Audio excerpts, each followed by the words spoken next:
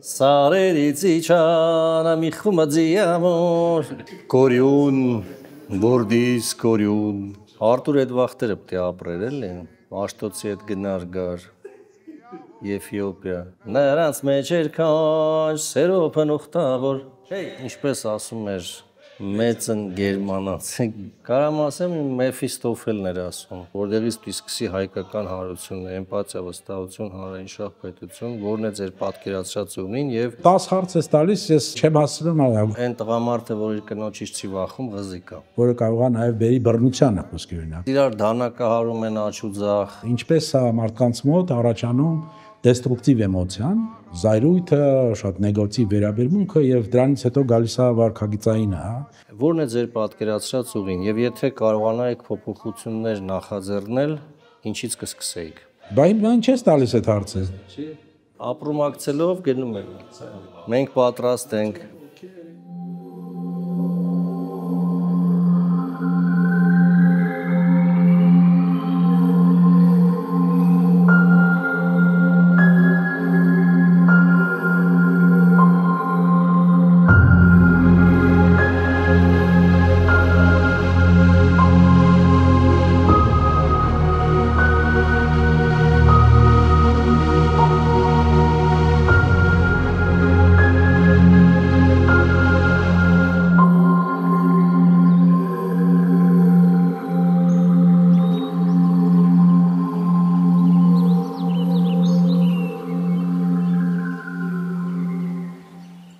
Բարև ձեզ։ Սա կենաց ծառ ծրագրի մտքի ուժով ոդքասթի հերթական հաղորդումն է, որը մենք այսօր ինչպես եւ միշտ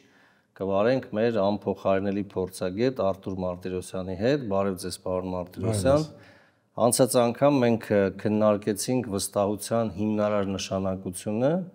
հասարակական հարաբերություններում, հասարակության անդամների միջև հարաբերություններում, տնտեսության վրա եւ ազգային պետության կառուցման գործում։ Բայց մենք ինքներս մեզ խոսք ենք տվել փորձել այս անգամ գոնե մինչև վերջ, մինչև խորքը գնալ, հասկանալ այդ խորքային ախտանիշերը, թե ինչու ենք մենք տապալվել, ինչու ենք մենք ի վերջո այդ կործանված պետություն վիճակում եւ ինչու ենք այս դժնդակ վիճակում եւ որևէ սահման չունենք մինչև խորքը գնալու եւ այս առումով մենք այսօր կշարունակենք մեր ճանապարհորդությունները, քանի որ դուք առաջի անգամ սկսեցիք Ալիսայի պատմությունից, Լուիս Քերոլին հիշատակեցիք, ես էլ այդ ալեգորիան շարունակեմ, տեսնենք թե ինչքան խորն է նապաստակի բունը եւ հերթական խորության մեջ մենք այսօր մի այլ խնդիր միասին կքննարկենք, շատ հետաքրքիր եւ կբերենք կապենք դա մեր պրակտիկայի հետ, մեր կյանքի հետ, ինչպես Վոլֆգանգ Յոհանեսն էր ասում, սիրելի բարեկամ, դատարկ է ամենուր տեսությունը, իսկ ոսկեղեն կենաց ծառը շարունակում է փարթամորեն դալարել, կանաչել։ Այս առումով կցանկանայի ձեզ հարցնել, թե ինչպես կարելի է հաղթահարել հասարակության մասնատվածությունը, ինչից պետք է սկսել։ Դա շատ կարևոր հարց է, որովհետև եթե մենք ուզում ենք համակարգային փոփոխություն տեսնենք, մենք պետք է գտնենք կետը կամ կետերը, որտեղից հենց գործնական հարթակում, հա, պետք է մենք ընդունենք ինչ-որ գործունեություն ծավալենք, որը կբերի այն փոփոխություններին, որոնք ցանկալի են մեզ համար։ Ես ունեմ շատ լավ լուր եւ ոչ այնքան լավ լուր։ Լավ լուրը նայում է, որ կա այդպիսի կետ, դա էմպաթիան է, որի մասին այսօր խոսելու ենք, իսկ վատ լուրը նայում է, որ դա արագ լուծում չի։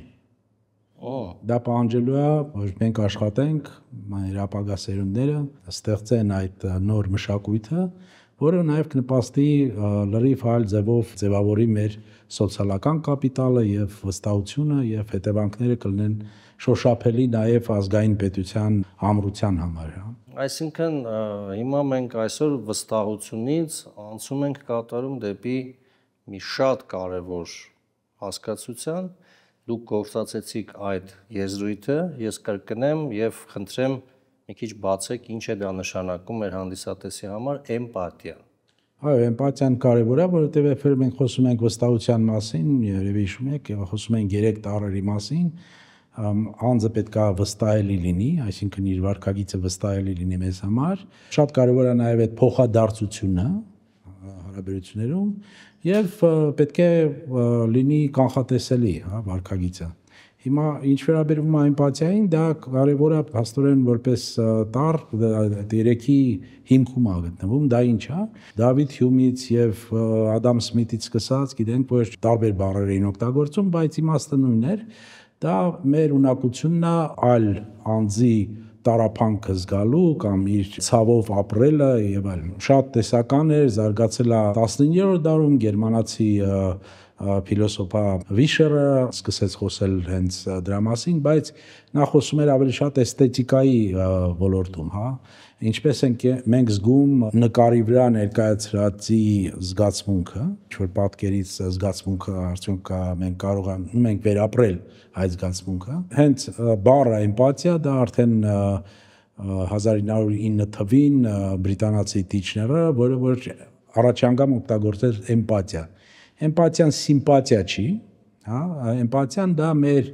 ունակությունն է դնել մեզ մյուս կողմի տեղը, այսինքն հասկանալ իրանք ինչպես են տեսնում իրավիճակը, դա շատ կարևոր է, որովհետև առանց դրա չի լինում այդ փոխադարձությունը, հա, որի մասին մենք խոսում ենք վստահության մասին խոսելիս, մեզ համար կարևոր է նաև հասկանալ, որ էմպաթիան որպես կենսաբանական գաղափար ստացել է լրիվ նոր զարգացում 1990-ական թվականներից։ Մինչև այդտեղ հասնելը, փաստորեն կխնդրեի մի երկու բառով քննարկեինք ինչ կապ կա, դուք սկսեցիք դրա մասին խոսել, ինչ կապ կա էմպաթիայի եւ վստահության միջև, եւ փաստորեն էմպաթիայի պակասը արդյոք բերում է հանրային վստահության պակասին եւ այսինքն անկում է ապրում հանրային վստահությունը, երբ որ էմպաթիան պակասում է, ինչպես ես ձեզ ճիշտ հասկացա։ Դե եթե էմպաթիան ցածր է ընդհանրապես, դա նշանակում է, որ այդ փոխադարձությունը թերի է, դա նաև նշանակում է, որ մենք մյուս մարդկանց չենք կարողանում հասկանալ, դա շատ կարևոր է, որովհետև էմպաթիան լինում է երկու տարբեր տեսակի, առաջինը դա էմոցիոնալն է, երբ որ որևէ մեկը ինչ-որ ցավ է ապրում, վիրավորվել է կամ վնաս է ինչ-որ իրեն պատճառել, այլ մենք տեսնում ենք այդ ցավը, մենք հասկանում ենք, պատճառը պարտադիր չի, որ ֆիզիկական լինի, կարող է նաև հոգեբանական լինի, զգացմունքային լինի, այլ մենք հասկանում ենք մյուս կողմին։ Առանց դրա շատ դժվար է լինում վստահություն ձեռք բերել, հա։ Էմպաթիան հիմքում է, ես մենք ասացինք, սիլոգիզմը շատ հասարակ է։ Ցածր է վստահությունը, ուրեմն հնարավոր չի ստեղծել մոբիլիզացնել բնակչությունը հանրային շահի շուրջ, չես կարողանում մոբիլիզացնել հանրային շահի շուրջ, ուրեմն չես կարողանում նաև բոլոր այն խնդիրները, որոնք որ ծառացած են ազգային պետության առջև լուծես։ Բայց այստեղ կարող է հարց ծագի, մեր քննադատները կամ խնդիրը լավ չպատկերացնողները ասեն, որ եթե այդպես գնանք եւ այդ էմպաթիան զարգացնենք, դա եւ դրական է եւ բացասական, որովհետեւ այո, հասարակության մեջ գուցե վստահությունը կվերականգնվի, բայց միթե մենք էմպաթիայով պիտի տարվենք դեպի մեր թշնամին կամ քաղաքական հակառակորդը, այսպիսի հարցեր կարող են նույնպես ծագել։ Դե այդ հարցերը միշտ ծագում են, մենք դրանք դեր կանդրադառնանք, ասեմ, որ տարբեր մշակույթներում տարբեր է նաեւ մոտեցումը էմպաթիայի, բայց հիմնական խնդիրը նրանում է, որ ինչպես ասացի, նյարդա կենսաբանությունը այդ հարցում ավելի մեծ պարզություն է մտցրել։ Այդ առումով ինչ են ասում գիտական ուսումնասիրությունները հայելային նեյրոնների մասին եւ կոգնիտիվ էմպաթիայի մասին եւ կարող է արդյոք դա ուսուցանվել։ Դրա մասին էի ուզում հենց ասել, որովհետև միջև 90-ական թվականները, երբ որ էֆեմար տեսկանները սկսեցին զարգանալ, լրիվ այլ էր երևի պատկերացումը էմպաթիայի մասին, բայց այն ինչ որ արեց Ջակոմո Ռիզալոտին, իտալացի նյարդակենսաբանը եւ իր թիմը, դժբախտաբար իրանք նոբելական չեն ստացել, բայց իրանք հայտնաբերեցին, որ մենք բոլորս մեր ուղեղում ունենք, դա F5-ա կոչվում, ես մա չեմ ուզում խորանալ, դա պետք է ուրեմն հասկանանք մոտոր կեղևը եւ այլն, մենք կամ խորը չենք իջնի ուրեմն Ալիսայի հետ, բայց իրանք հայտնաբերել են, որ մենք բոլորս ունենք, տարբեր ձև կարող է տարբեր մարդկանց մոտ զարգացած լինեն այդ կենտրոնները, բայց փաստորեն մեր ուղեղում, բոլորիս ուղեղում կա այդ կենտրոնները, որոնք որ պատասխանատու են, իրենք կոչվում են հենց հալիային բջիջներ կամ նեյրոններ, իրանք հենց պատասխանատու են դրա համար։ Ինչու է դա կարևոր եղել մարդու համար։ Ինչու է այդպես զարգացել մեր ուղեղը։ Որովհետև վտանգից խուսափելու համար մենք պետք է սովորենք ինչ-որ մեկից, հա։ Եվ փորձերը, որոնք որ Ռիզալոտին եւ իր թիմը դնում էին, դրանք պրիմատների հետ էին եւ իրանք հայտնաբերեցին, իրանք այլ էքսպերիմենտներ էին անցկացնում, բայց հայտնաբերեցին, որ երբ որ պրիմատը խոսքի օրինակ ցավ ապրում, այն մյուս պրիմատը դիտողը իր մոտ նույն ուղեղի կենտրոններն են ուրեմն սկսում աշխատել, որոնք որ այն մեկի մոտ էին, ով ցավ ապրողի։ Եվ դա շատ հետաքրքրեց իրանց, իհարկե նույն ուրեմն ինտենսիվությունը չունի այդ դիտողի ուրեմն բանը, հա, ավելի ցածր է, քան իրական ցավ ապրողի։ Դե պարզ է, եթե մենք նույն ձևով ցավ ապրենք, ինչպես իրական ֆիզիկական ցավ ապրողը, մենք դժվար թե կարողանայինք մի օր էլ նույնիսկ գոյատևենք։ Բայց եթե մենք կարողանում ենք այդ ցավը հասկանալ, ինչու, որ խուսափենք, այսինքն ինչ-որ սուր բան է, որը կարա մեզ վնաս հասցնի, խուսափենք դրանից, կամ ինչ-որ մի թույնավոր մի բան կերավ, օրինակ մարդը, կամ ինչ-որ վատ բան կերավ, անմիջապես այդ զզվանքը կարող է դեմքին արտահայտվի եւ մեր ուրեմն հալիային նեյրոնները դրա գրանցում են, որպեսզի մենք վտանգից խուսափենք գոյատևելու խնդիրը։ Ավելին, ոչ միայն անձնական գոյատևման համար են հալիային նեյրոնները կարևոր են նաև համայնքի ուրեմն ուսուցման համար, որ համայնքն էլ կարողանա խուսափի վտանգներից եւ հասկանա ինչպես է, այդ ուսուցման պահը շատ կարևոր է։ Առանց դրա չի լինում զարգացում։ Մարդը զարգանում է միայն երբ որ ինքը կարողանում է ուսանել, հասկանալ ինչից պետք է խուսափի, ինչն է վտանգը, ինչը ավելի կարևոր է մեզ համար ստեղ հասկանալ, հասարակության մեջ ինչպես է դա զարգանում եւ ինչպես է թույլ տալիս համագործակցել, հա, որովհետեւ առանց դրա չի լինում համագործակցելը։ Ես ճիշտն ասած դա տեսել եմ մեր երկիր մոլորակի վրա, իհարկե դա կարծես առանձին մոլորակ լիներ, ճապոնական հասարակությունում, ինչպիսի կարեկցանք կար, ինչպիսի փոխըմբռնում կար, ինչպիսի հարգանք կար մեկը մյուսի հանդեպ, սկսած ֆիզիկական դրսևորումից, որ խոնարհվում էին մինչև պորտը իրենց, վերջացրած վերաբերմունքով մեկը մյուսին, այսինքն սա նշանակում է արդյոք, որ էմպաթիան կարող է լինել վերահսկելի հմտություն կամ ուսուցանվող հմտություն, դրա վերաբերյալ շատ հետաքրքիր փորձեր ունի Հարվարդի դասախոս հոկեբան Դանիել Գոլմանը եւ կարծում եք, որ մենք ունենք այդ ռեսուրսը, այդ հնարավորությունը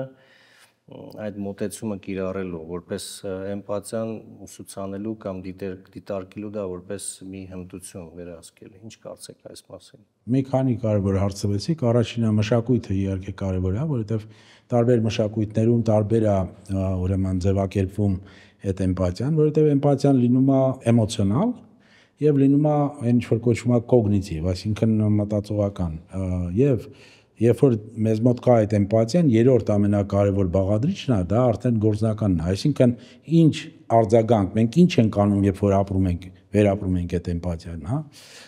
Սրանք շատ կարևոր են, տարբեր մշակույթներում նույնիսկ իրանց արժե համակարգով իրանք այդ երրորդը բարոյական արձագանքը տարբեր ձև են ուրեմն զարգացել, դա պետք է հասկանալ, որովհետև առանց դրա դու չես կարողանալու անցնել այդ ձեր երկրորդ արդեն հարցին, արդյոք հնարավոր է փոխել, զարգացնել, սովորացնել էմպաթիա։ Եվ այո, պատասխանը այսօր միանշանակ արդեն կարելի ասել, բոլոր նյարդակենսաբանները, որոնք որ զբաղվում են այդ խնդրով, տեսնում են, որ դա հնարավոր է։ Դու կարող ես զարգացնել էմպաթիան, բայց պետք է շուտ սկսել։ Երիտասարդ տարիներից պետք է սկսես, որ ուղեղը երբ զարգանում է դեր, դու կարողանաս ստեղծել այդ կարողությունը, էմպաթիայի կարողությունը։ Մարդը արդեն ծնվում է, իր մոտ կա դա, ես արդեն դրա մասին ասացի, նմանավանդ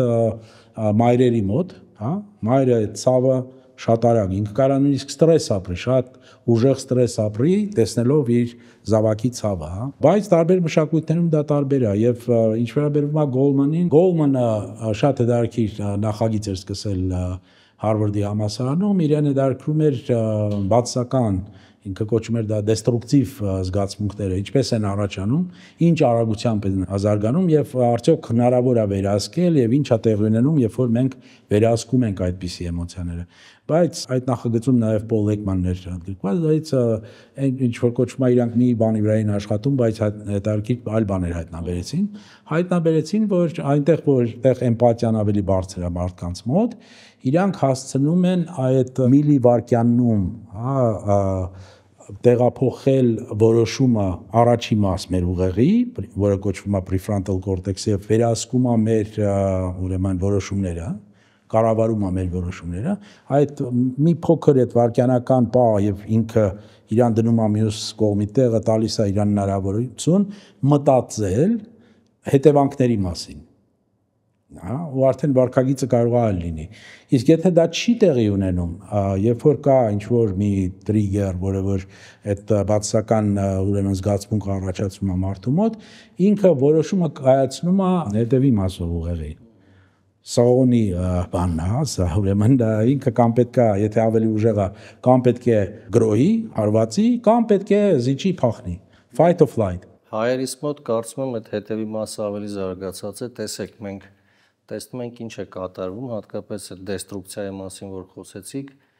մի հայացքի համար նույնիսկ, չասած էլ բառի համար 15, 16, 17 տարեկան երիտասարդները դանակահարում սպանում են իրար, կամ մի ավտոմեքենայի ազդանշան տալու համար նույնպես վեճաբանությունը ավարտվում է մարդասպանությամբ։ Ինչի մասն է սա խոսում, չէ՞ որ Գոլմանի փորձերը ցույց տվեցին, որ ձեր նշած մարդկանց մասին խոսենք բուդդիստների եւ հոգեվորականների մոտ էմպաթիայի ընկալումը շատ բարձր է։ Ինչ է ասում սա մեզ, ինչ է հուշում սա մեզ եւ որպես հասարակություն։ Եվ ինչը պետք է մենք զարգացնենք։ Առաջի հերթին այդ վարկագծային բանը սիմպտոմատիկան պարզ է, դա նշանակում է, որ էմպաթիան շատ ցածր է մարդկանց մոտ, այսինքն ինքը չի կարողանում այդ բայի տակ սկզբից հարց տա ինչու է անում այդ մյուս կողմը այդ կամ ինչ ազգում այդ մարդը այս բային կամ այդ մյուս կողմի տեղի դնելը տեղի չի ունենում եւ դա եթե դա տեղի չի ունենում ես էլ եմ ասում չխորանանք հիմա ինչ է հենց ոնց է դա տեղի ունենում բայց շատ դա արագ է տեղի ունենում որովհետեւ ամիգդալան մեր լիմբիկ համակարգը որը որ պատասխանատու է վտանգը հետևելու կատ վտանգ թե չէ, անմիջապես ուղարկում է այլ կենտրոններ, հա, ուղեղի, որտեղ դու ընտրում ես կամ հարվածել, կամ փախնել, հա, այդ երկու բանն է, դե կամ մի երրորդն էլ, երբ որ չգիտես ինչ անես, սառանում ես, հա, ոնց որ freeze, բայց այդտեղ է որ դեստրուկտիվ էմոցիաները արդեն դառնում են անկառավարելի անկարավեր։ Իսկ երբ որ կա էմպաթիա, եւ իրանք այդ կորելացիան շատ հստակ անցկացրել են, որովհետեւ այդ փորձում իրանք տեսան նախ եւ առաջ բուդդիստները եւ քահանաները, ինչու որովհետեւ այդ մշակույթներում կա այդ շատ կարևոր հմտությունը, ինչ անում քահանան, մարդը եկել է խոստովանվելու, պետք է իր ցավի մասին ինչ որ կարևոր բաներ պատմի, կիսվի, հա, եւ ինքը նույնիսկ իր արտահայտությունից, դեմքի արտահայտությունից սկսում է հասկանալ այդ մարդուն, հասկանալ։ Դա շատ կարևոր է, այդ էմպաթիայի բանը դա հենց դրանում է, էմոցիոնալ կամ կոգնիտիվ։ Հիմա այդ տարբերությունը որ հասկանանք, երևի պետք է մի փոքր ասեմ շախմատի ոլորտից, հա, որովհետև շախմատիստները դե սովորաբար պատրաստվում են, հա, պրոֆեսիոնալ շախմատիստները, մյուս կողմը ինչ բացում է խաղալու, ինչ դեբյուտ է խաղալու։ Հիմա կոմպյուտերը այդ ամենը անում է, բայց դա կոգնիտիվ է, չէ՞, ես ուզում եմ հասկանամ, մյուս կողմը ինչ է խաղալու։ Բայց հետաքրքիր է, որ շախմատիստները նաև ունեն շատ բարձր էմպաթիայի, հաջողակները ունեն շատ բարձր էմպաթիայի, նաև էմոցիոնալ էմպաթիայի բան ունեն զարգացած։ Ինչու՞, որովհետև նա քայլ արեց եւ ձեր դեմքի արտահայտությունից տեսնում է ակնկալիք էր ձեզ համար թե չէ։ Այսինքն դա արդեն էմոցիոնալ էմպաթիան է։ Եվ այստեղ շատ կարևոր է, երբ որ էմպաթիան կա, ինչպես ասացի, երրորդ մասը դա արձագանքն է։ Լավ, ես ինչ եմ անելու հիմա, դա արդեն այս մասով է մտածում մարդը։ Նույնիսկ եթե զգում եմ, որ շատ վտանգավոր ինչ-որ բան իրադարձություն է եւ այլն, մարդը սկսում է մտածել հետևանքների մասին եւ սովորաբար չի գնում այնպիսի քայլերին, որոնց մասին պետք է հետո ինքը, իր ծնողները, համայնքը զղջեն, հա։ Դե հետաքրքիր է, փաստորեն ստացվում է, որ մեր երիտասարդությունը, քանի որ մանկուց չի դաստիարակվել այդ էմպաթիայի հմտություններով, այդ ապրումակցման, փաստորեն մեծանալով չի էլ մտածում, ուղղակի իրար սպանում են կամ այն ավելի մեծ մարդը, որ ավելի անմեղ մեղք է գործում, օրինակ ավտոկայանատեղիում փոխանակ շարվի ճիշտ, շարվում է այսպես եւ 3 մեքենայի տեղ։ Ինքը չի մտածում մյուսների մասին։ Ինչա մտածում այդ մարդը։ Ինքը չի մտածում մյուսների մասին։ Չի մտածում եւ սա մեծ ցավ է եւ տեսեք մենք հայերս հաճախ ասում ենք ցավը տանեմ, բայց արդյոք մենք իրականում ապրում ենք այդ զգացմունքով, ունենք արդյոք այդ էմպաթիայի զգացմունք։ Մենք իրար հետ մի տեղից ենք գալիս, բայց գնում ուրիշ տեղ, կարոտում ու լալիս, հոգու խորքում ուզում իրար փրկել, ասել ցավը տանեմ ու ամուր գրկել, մեր անունը հայ հայ հայ հայ հայ հայ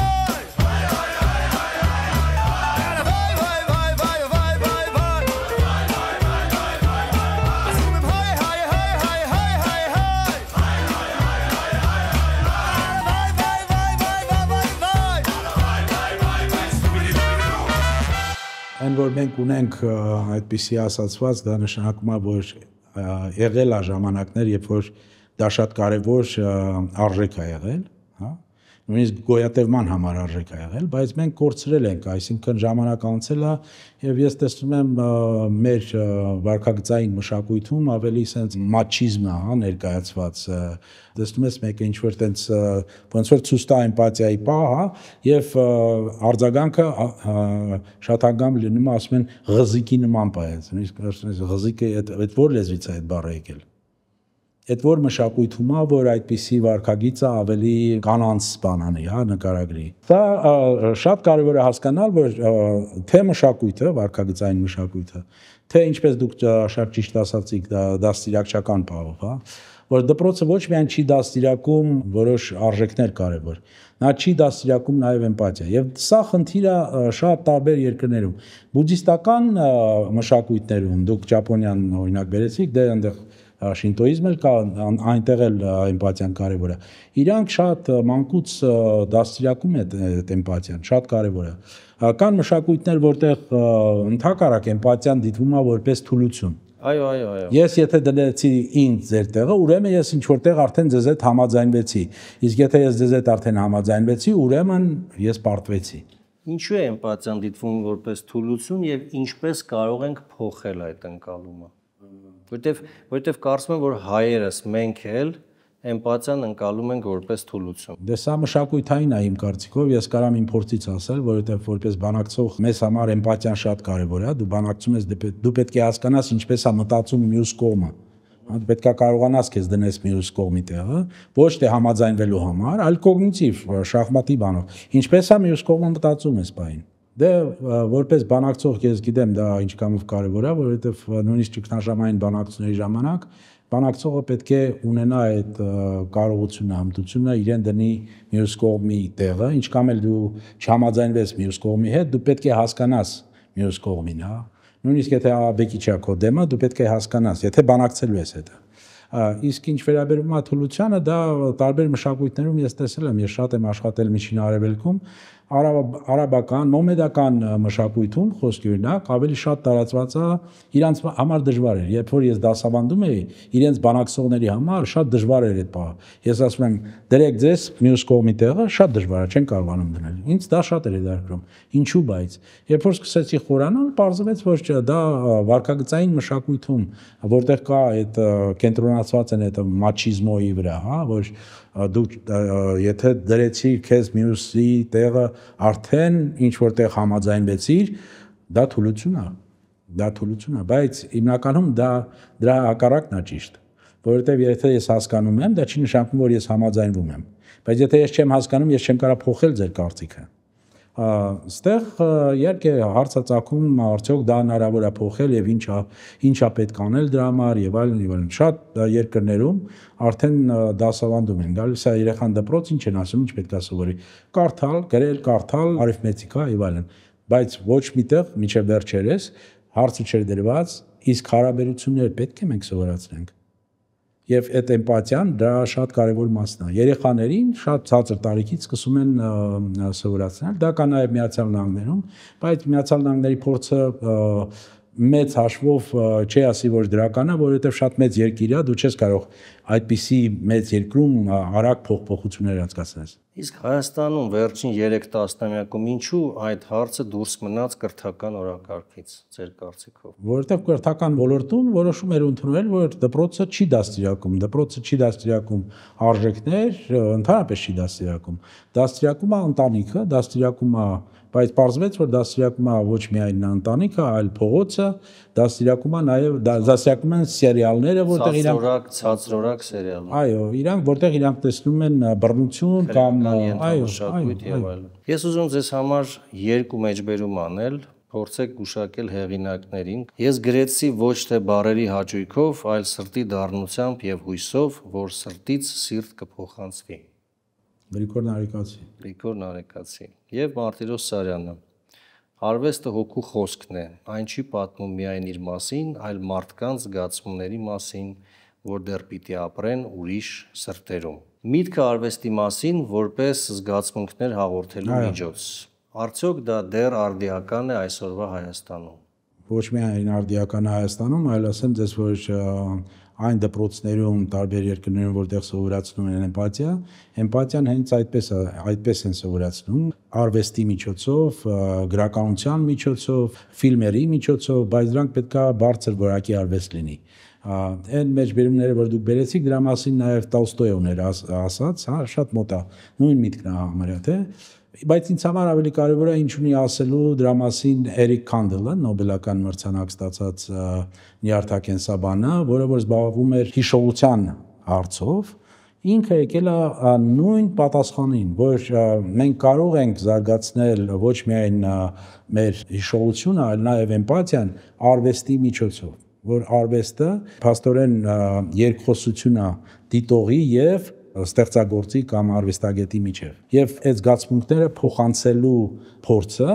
եթե դա կուտակվում է եւ բարձր որակի արվեստի վրա հիմնված, դա բերում է նրան, որ մարդու մոտ լավ է զարգանում հենց այդ էմպաթիան։ Այս որ ճանապարհները մենք գիտենք, ինչպես կարելի է զարգացնել էմպաթիան դպրոցներում եւ այլն, բայց ինչու չի արվել, դա իհարկե շատ նաեւ քաղաքական երևի հնչողություն ունի այդ հարցը, որովհետեւ ոչ մեկ չի հետաքրվել ինչու է սա կարեւոր լինելու եւ բացի դրանից ասացի 96 թվից այս կողմը սկսել այդ ամենը զարգանալ, նոր բան է, էլի փաստորեն։ Էմպաթիայի դաստիարակման ֆիննական փորձն է կարծեմ բավական նշանակալից եւ այդ փորձը հաշվի առնելով որտեղից պետք է սկսի հայկական հասարակությունը վստահություն, էմպաթիա, հանրային շահ, պետություն եւ եթե կարողանայիք փոփոխություններ նախաձեռնել, որը կլիներ ձեր առաջին քայլը։ Առաջին քայլը ֆիների համար եւ ոչ միայն ֆիների համար, բայց իրենց փորձը շատ հաջող է, դա ուսուցիչն է։ Ուսուցիչը պետք է զբաղեցնի այնպիսի տեղ հասարակությունում, որտեղ բոլորը հարգում են, բոլորը հասկանում են ինչ կարևոր դեր ունի ուսուցիչը։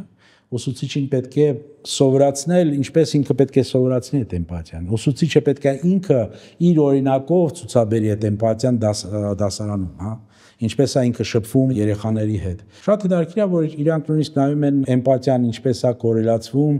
ուսումնական ուրեմն հաջողությունների հետ, հա, աշակերտների։ Ինչքան բարձր էմպաթիան, այնքան ավելի բարձր են գնահատականները, չնայած գնահատականները չունեն, ընդհանուր առմամբ ավելի հաջողակ է ուսանողը։ Մեզ համար շատ կարևոր է, որ մենք ուսուցչի դերը լրիվ վերանայենք այն ինչ տեղի է ունենում։ Եթե մենք ունենք բյուջեում գումարներ պարեկներին եւ ինչ որ վճարների համար գումարներ ունենք, մենք պետքա ուսուցչի աշխատավարձը այդտեղ է ուրեմն որ պետքա ամենակարևոր փոփոխությունը համ իր դերը պետքա փոխվի, համ որակը ուսուցիչներին։ Մենք պետքա իրանց հնարավորություն տանք, իրանք լավագույն ուրեմն մեթոդաբանությունը ստանան, որ իրանք կարողանան դասավանդել։ Եվ ինչպես ամենասկզբում ասացի, այստեղ պետք չի սпасել շատ արագ ինչ որ ուրեմն արդյունքների, սա quick fix չի, այսինքն արագ լուծում չի կարող լինել։ Սա համբերատար աշխատանք է, բայց առանց այս աշխատանքի մենք չենք հասնի ոչ այն նպատակին, որ ունենալ ավելի բարձր սոցիալական կապիտալ եւ վստահություն, եւ փաստորեն նույնիսկ ազգային պետության նախագիծը կախված կլինի օդից, որովհետեւ ազգը եթե դա ոչ միայն Հայաստանն է, այլ նաեւ Սփյուռքն է, ես կասել, որ Սփյուռքում էլ մեր հայերը պետքա նույն այդ էմպաթիայի կարողությունը զարգացնեն եւ